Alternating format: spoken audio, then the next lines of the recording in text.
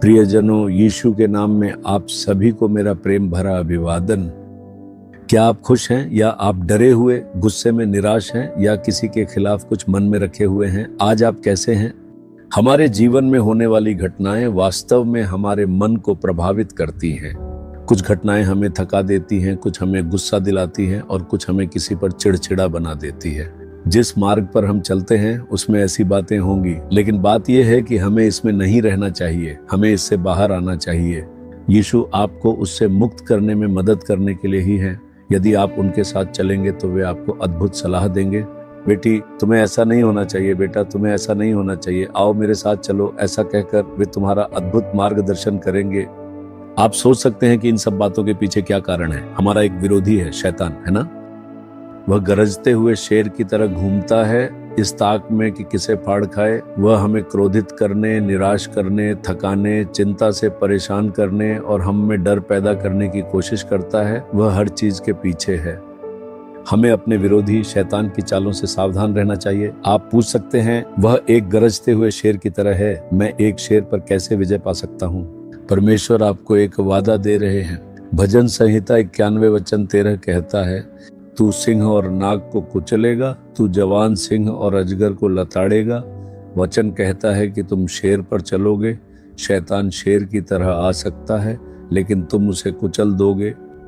वह तुम्हें नुकसान नहीं पहुंचा सकता। सर्प, बड़ा अजगर, बाइबल कहती है कि शैतान एक बड़ा अजगर है, पुराना सांप। वह चालाकी से काम करता है। तुम उसे अपने पैरों तले कुचल देंगे, बस इतना ही। वह तुम्हारे पैरों के नीचे होगा। आप पूछ सकते हैं कि यह कैसे संभव है? यह संभव है क्योंकि यीशु ने क्रूस पर उसका सिर कुचलकर उस पर विजय प्राप्त की।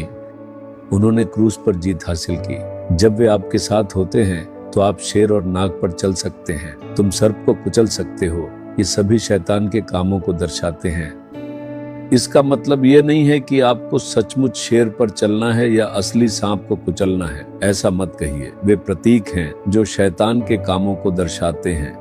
शेर, सर्प और बिच्छू शैतान के कामों को दर्शाते हैं। यही वे चीजें हैं जो हमें हर दिन प्रभावित करती हैं, है ना? आप उन पर विजय प्राप्त करेंगे, उन्हें जीतेंगे और उन्हें अपने पैरों तले कुचल देंगे, क्योंकि यीशु पहले ही जीत चुके हैं। परमेश्वर पुष्टि करते हैं कि आप उनका नाम लेकर जीत सकते हैं।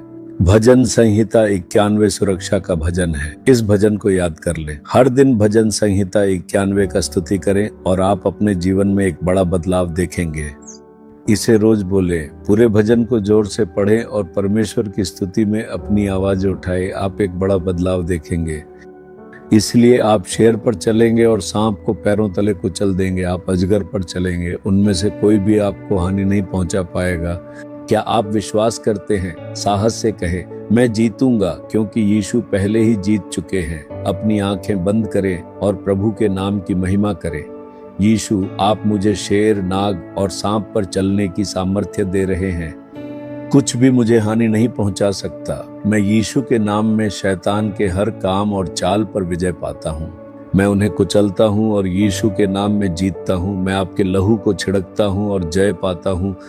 परमेश्वर का धन्यवाद जो आज मुझे जय देते हैं। यीशु के नाम में आमीन, आमीन। Jesus redeem Hindi YouTube channel को सब्सक्राइब करें। सब्सक्राइब बटन पर क्लिक करें और बेल आइकन को भी क्लिक करके हर दिन की नई कार्यक्रमों की जानकारी प्राप्त करें।